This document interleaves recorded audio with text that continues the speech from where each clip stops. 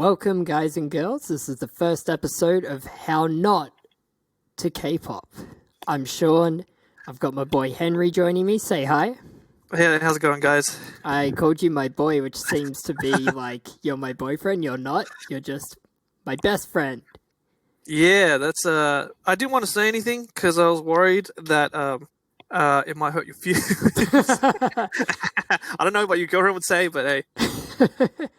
Continue. And we've been doing radio for many years and covering K-pop for many years, haven't we? What was it? 2012 you joined? 2013, I believe. At the end of 2013, I joined. Right, and I joined not too long after, and yeah, we just we hit it off, and we both love K-pop, and so now we're doing this awesome podcast covering all things K-pop. So again, when Sean said we hit it off, he doesn't mean we got together and got close. It means we our skills in radio with K-pop was really good. It was fun. It was exciting. People loved it. We loved it, and now we're taking it onto another level, doing a little bit of our own podcast of it. Yeah, we have fun, and today is a group full of fun, full of life, or are they? The group we're covering today is Ace of Angels, AOA, as they're known by everyone. I don't know a single person that's actually come up to me and gone, do you know Ace of Angels? It's always AOA. Yeah, that's that's how they market themselves now. A lot of groups are pretty much going with initials, and yeah, initials are hot. Yeah. Even their entertainment, even the company they're under, FNC Entertainment, FNC. What does FNC stand for? I think it stands for, FNC, what's wrong with you? So they just hate the letter C. Right, but back to Ace of Angels. Yes, AOA, they were an 8-member group, believe it or not, and right now they're down to 4 members. So we can think of it that they've been halved, basically. Yeah, they started back in, when did they start? It was 2011-ish, like that's when teasers were coming, and then like 2012 official, yeah. Debut in 2012, the same year of like K-pop groups like EXO, I believe. Oh wow, yeah. No, EXO was 2012 as well. No, it's true, yeah. Yeah, it's true. But Ace of Angels 2012, 8 members, 7 members plus 1. Right, because Seolhyun, Yuna, Chanmi, Hyejong, Jimin, ChoA, and Mina are angels, and then there's this one half angel that's just sort of along for the ride called Yeokyung. Yes, she's the half angel. She's the plus 1, so the others are the 7. I guess they would actually consist of, they'd be the main group, and Yeokyung, she technically would be part of the subunit, AOA Black. Yeah, in a way, but in general, to begin with, they were really going for this band concept where, girls playing guitars, basically, which is awesome, like, super cool concept, just the songs weren't really that good, so I much prefer, I guess you'd call it the second half of their career, sort of 2013 onwards. Second half of their career, that's more like a year after their debut. I guess FNC dropped it quick, yeah. Yeah.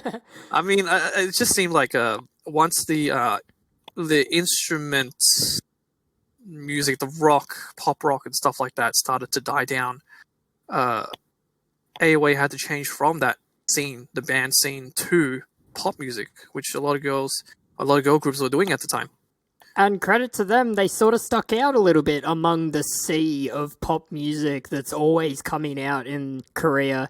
AOA managed to cement themselves as legends, I'd argue, right now, and with amazing songs, basically. Like, their songs were popping. Confused, Heart Attack, bangers.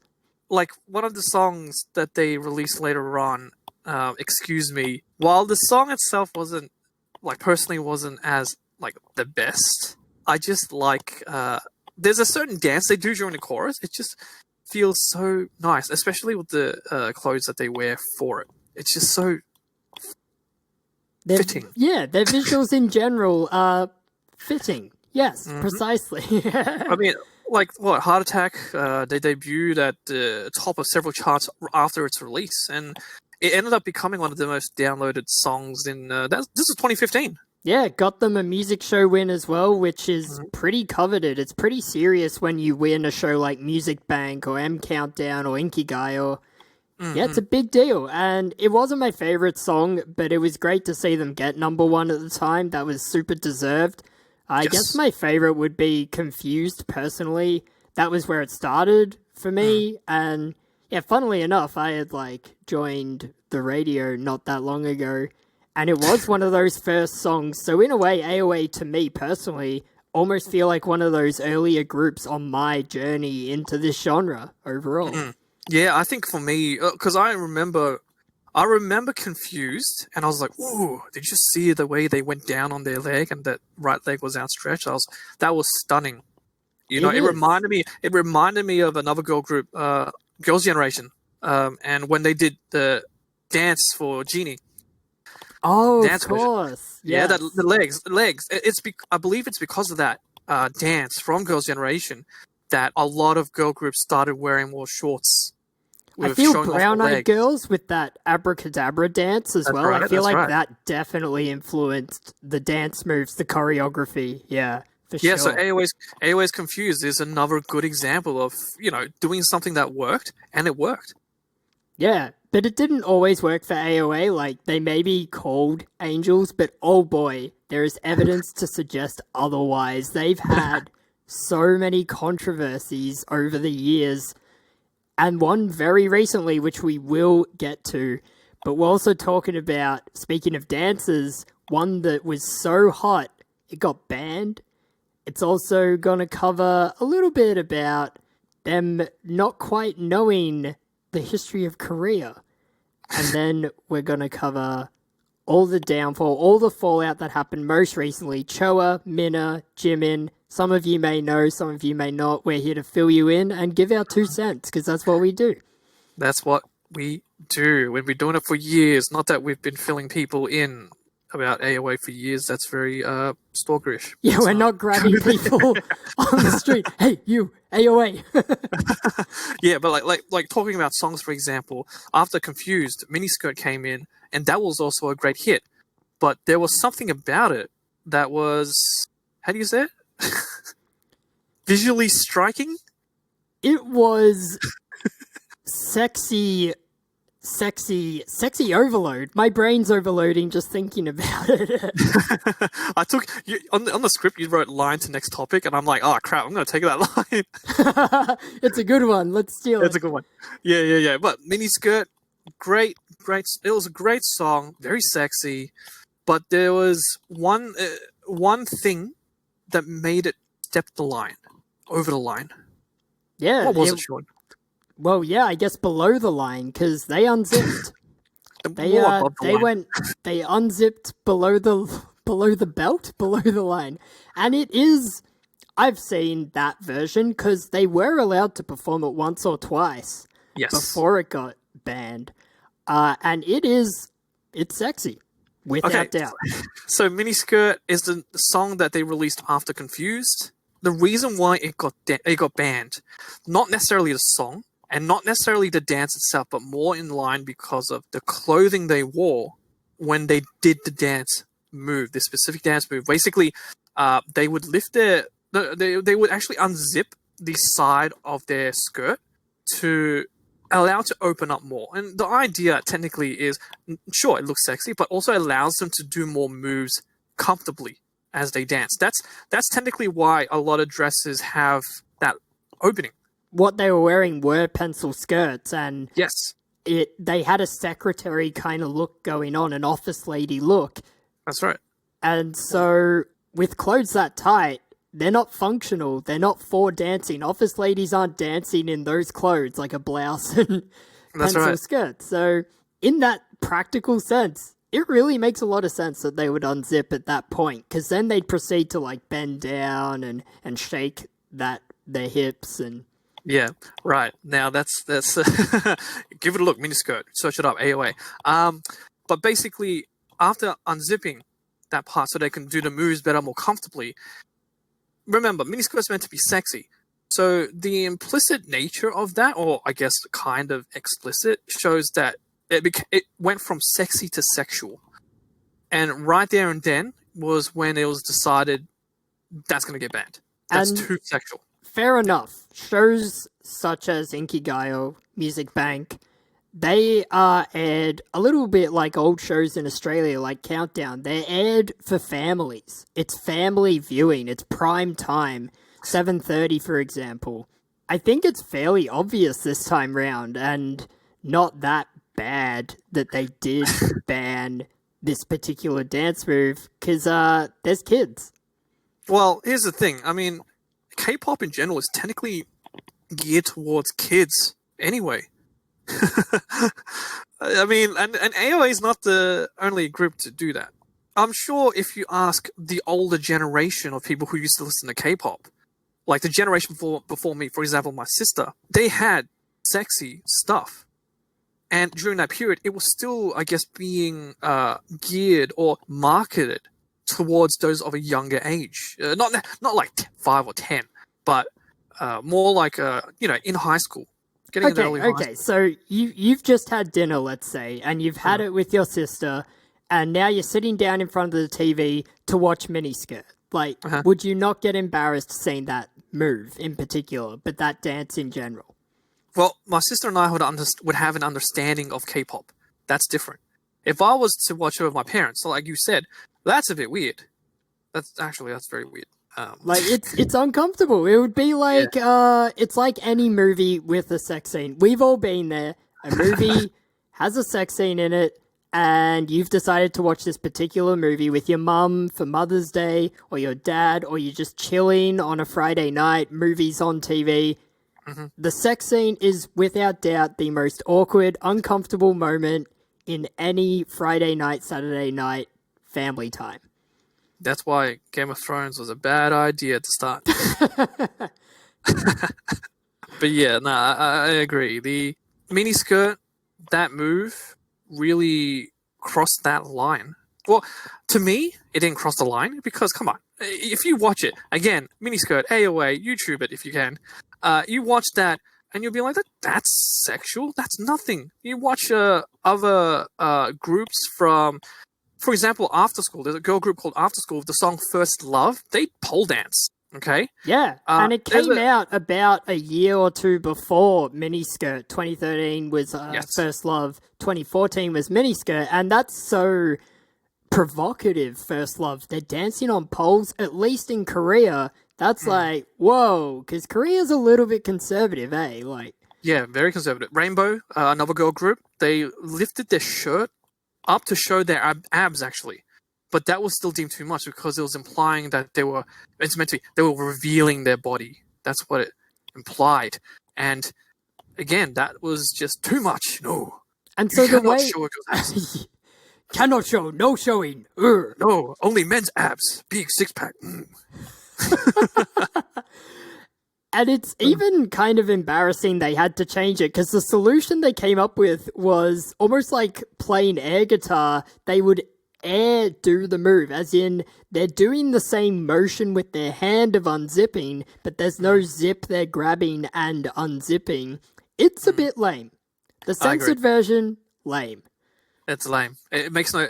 I guess if you've seen the original and then after you watch the censored, quote-unquote, versions, then you can understand. But if you don't watch it, you might not necessarily get it. Yeah, you might not even... Right, you might not like it. You might not get it until you watch it 10 more times and you realize, oh, they're unzipping their dress. Which is great, by the way. I love it. I thought it was a really great touch. You know, miniskirt. And it was good. It was awesome. I love it. CHOA. So, I think girl groups shouldn't be afraid to push that kind of innocent hotness like CHOA, because there's definitely a market for it. We love it, don't we, Henry? Like, oh, I love it. Let's get more sexiness with just that little bit of cuteness sprinkled on top. Let's do it. Every group, all of you, listen, take notes. Right. I don't need to take notes. I know the name of the song. It's called Miniskirt. Oh, you haven't forgotten? Because Miniskirt is an important piece of AOA history, for sure. No one can forget it, but Seolhyun and Jimin, when it comes to Korean history... Oh, Jesus. They forget.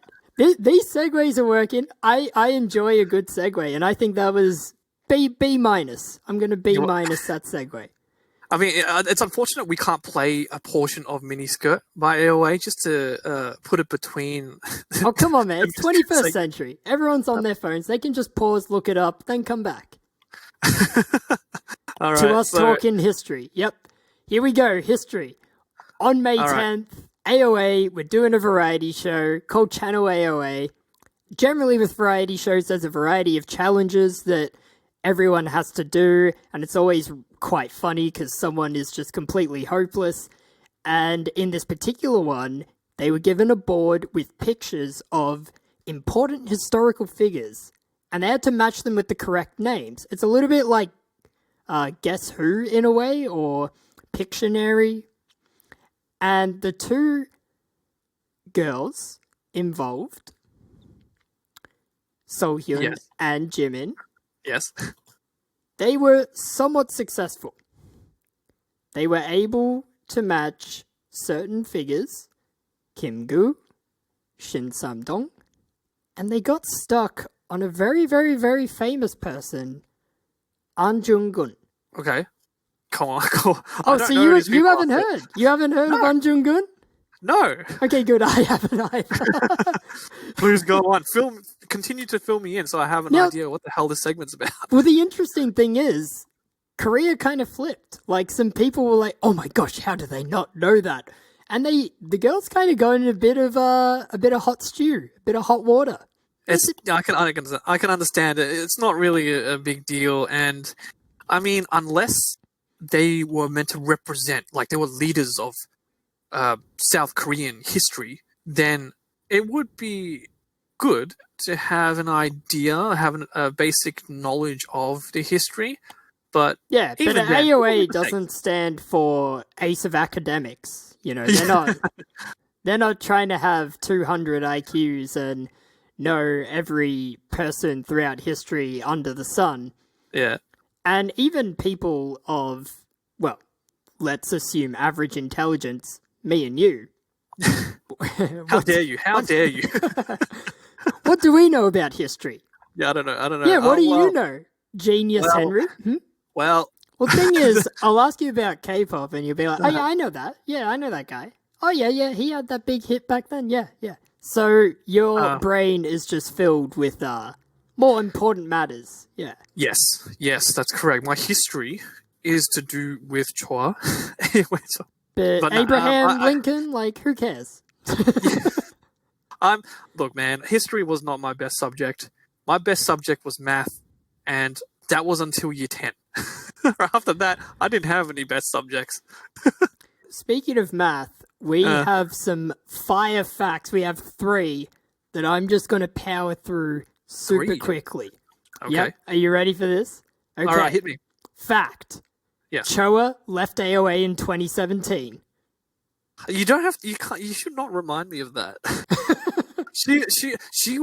CHOA was probably the one reason, when I think back about it, she'd be the one reason I listened to AOA. Here's the interesting thing.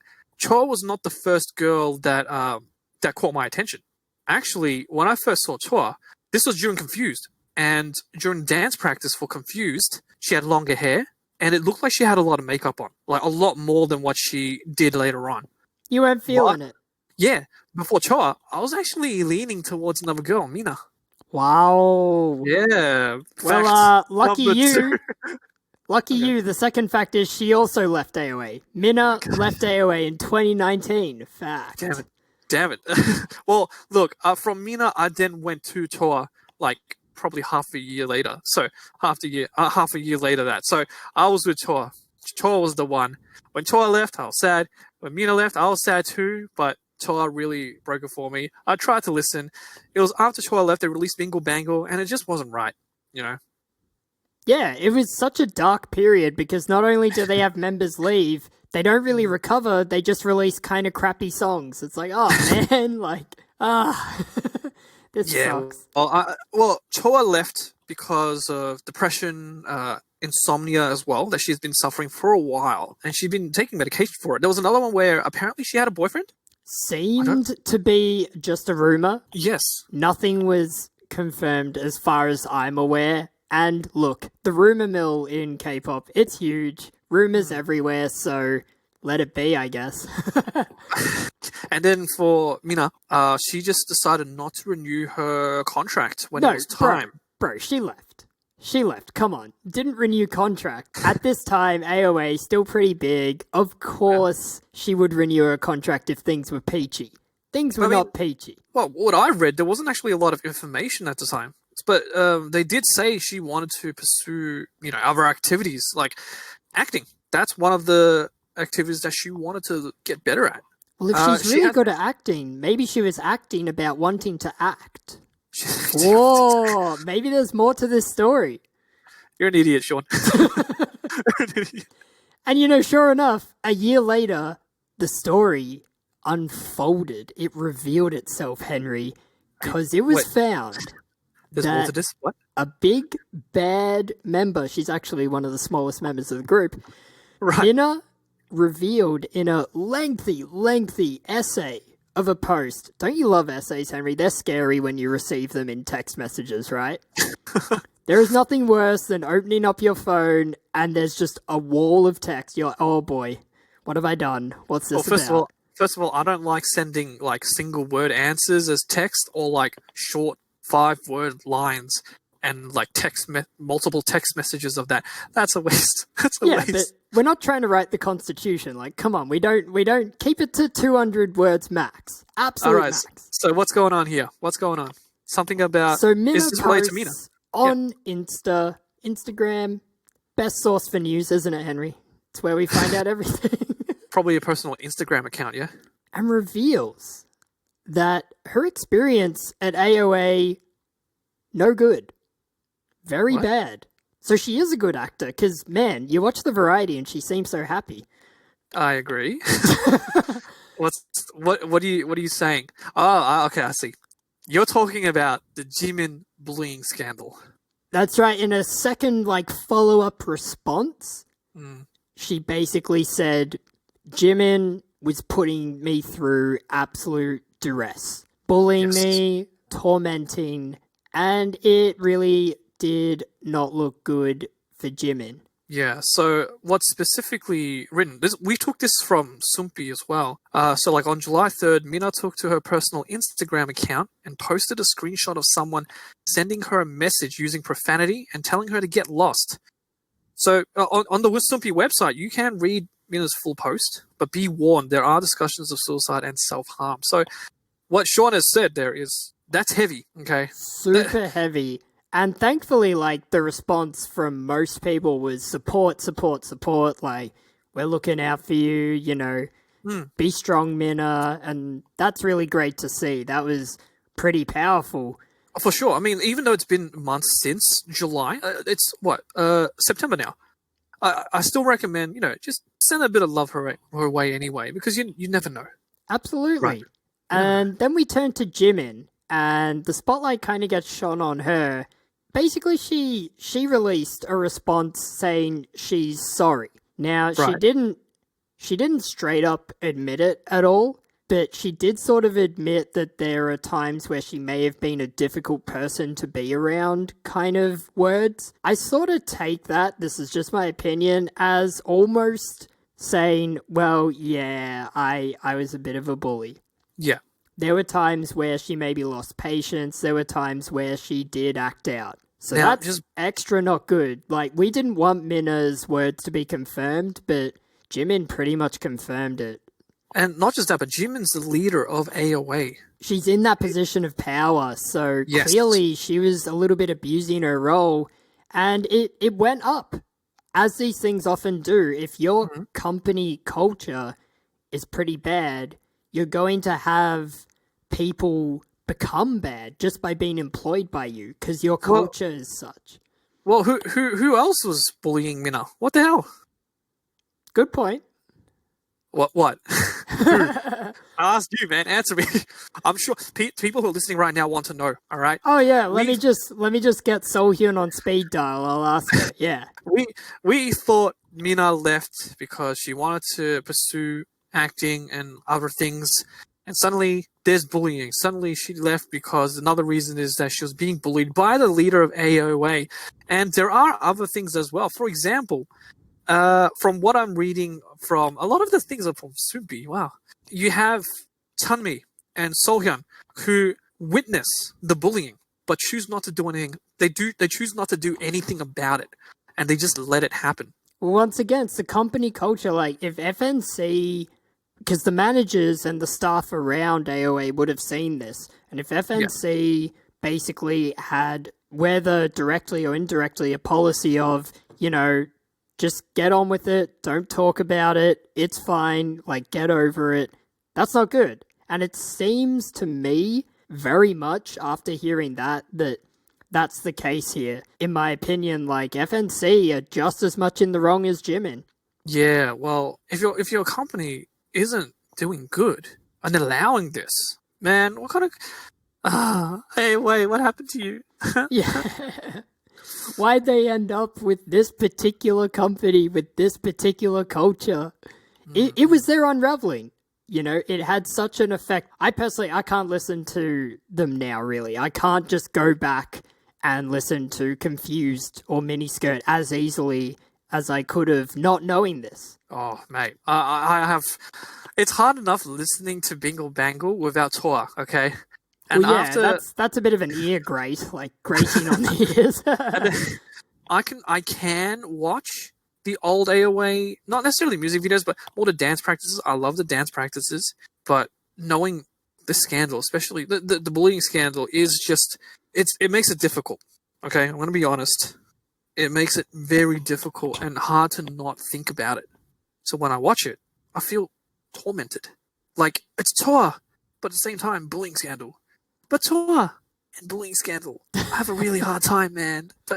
It's poisoned the well. Yeah. Yes.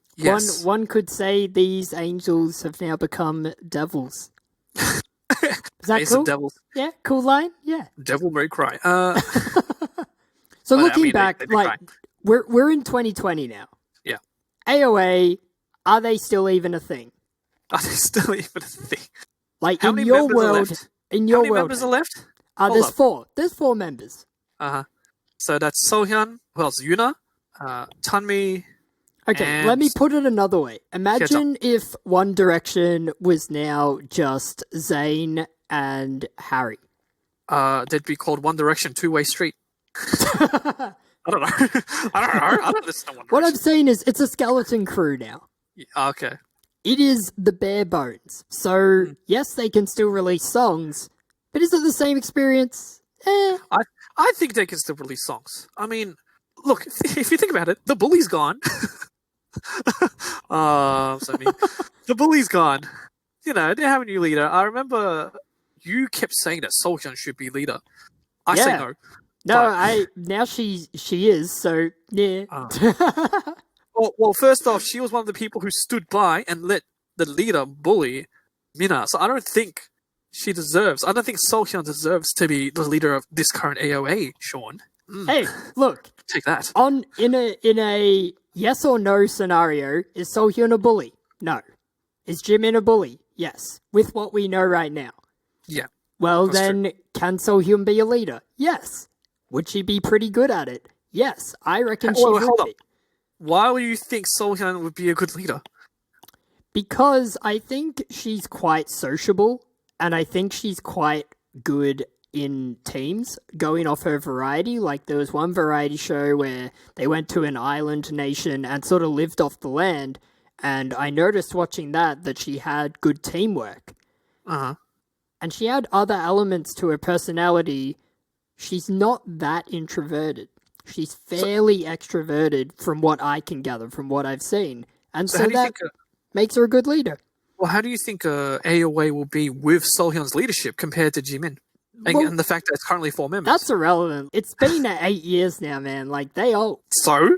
Well, it's new rules, new era. Super Junior's been around for how long? EXO's still around. They debuted at the same time. How many other girl groups are there now? There's so many others that are taking our attention. Twice. Yeah, because men can't get enough of women. CLC. And women can't get enough of women. Mamamoo. There's other groups now, and some of these are becoming legends in their own right, like Mamamoo reaching legend status and all of that. So, you know what? AOA, I think you gotta sleep. Wait. I think it's time to pack up. Nah, I think AOA still has a little bit they can go with. They have a little bit. Cause I know exactly where you mean, where they've got that little bit, and yeah, I get it. You're happy to keep seeing the wiggling.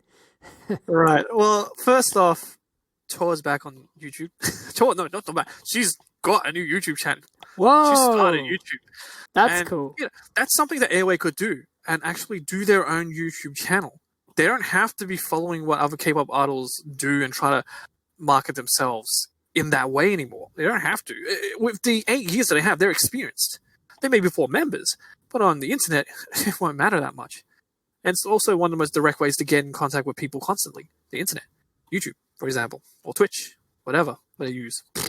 But ChoA, that's what I want to say. She started a new YouTube channel by covering Maroon 5's Girls Like You. Or Girl Like You. I don't really listen to Maroon 5 now. As far as I'm concerned, it's pretty much just Adam Levine anyway. Like, they're a band, but all I hear is electronic music when I listen to them, so... But ChoA's back. That's the important thing for me. Yeah, and I imagine her voice is amazing for that particular Maroon 5 song. If ChoA can come back, then, you know, AOA can still remain relevant. It's just not the same way as before, when they were 7 members. It'll be a different take. Not the same way, you mean, yeah, like less. Like, not at all. Like, it'll be a branching sleep. path, my friend. It'll be a branching path. Don't make me talk about Kara. There'll be a branching path. Okay. And there is still a way for stuff like that to happen. Actually, I would love for ChoA and Mina to do something together on ChoA's YouTube channel. That would be epic. Yeah, I think that would be wonderful. That's what I want. ChoA just started, I believe, her YouTube channel opened like a few days ago. Yeah, and she's actually employed. She's with a new company now, and so she is still an artist that's active. She hasn't retired or anything, and that's impressive, because depression's a tough journey, like, that she's been on to get through it and push through. That's amazing that she's back to creating art. That's really cool. I genuinely thought it was a channel she made herself with her own camera. Stuff like that. I didn't know she was back with a company, man. You know, I didn't know that. Well, there goes AOA's relevance. Oh, sorry, mate. Gotta get ChoA back. ChoA forever. This is the end now, and we're gonna put AOA to rest ourselves, put our voices to rest, and we really ended that on ChoA, a ChoA note, not a high note, not a low note, but ChoA. I'm just glad ChoA's back. All right. It sucks that one of the last things that we talk about in regards to AOA, other than the good thing being ChoA being back, but the bad thing is the fact that with the Jimin bullying, you know, Mina leaving, and only finding out like a year or two later that she left because of such a huge problem. Right, like we really didn't know any better. We figured, you know, contract ending, and we figured, you know, just her sorting some personal stuff out. But it definitely must have been a little bit Jimin. Like, Jimin would have had this effect on the whole group, because especially since other members witnessed this behavior that's very clearly inappropriate. So it's heavy stuff, and I kind of am impressed that AOA was still able to participate in Variety well and release good songs. That's sort of impressive that they pushed through that kind of treatment. Yeah. You look back at the scandals we talk about, like the Miniskirt dance ban. It's just the choreographer who just decided, or the person who did the dressing, I guess, who decided the clothes that they would wear, and I guess as well the choreographer who decided to add that move in. Whereas in the West over here, doing that move, that's normal, man. People do it in public, I guess. You've got the history fail that we talked about. Seolhyun and Jimin not knowing. I hate this question. Not knowing important figures, all right? Yeah, they just messed up a historical figure. Like, I we've all been in that situation where it ends up being a little bit embarrassing because it's in the public eye. Like, I don't even like getting a question wrong in a class of 10. Like, they got it wrong on TV.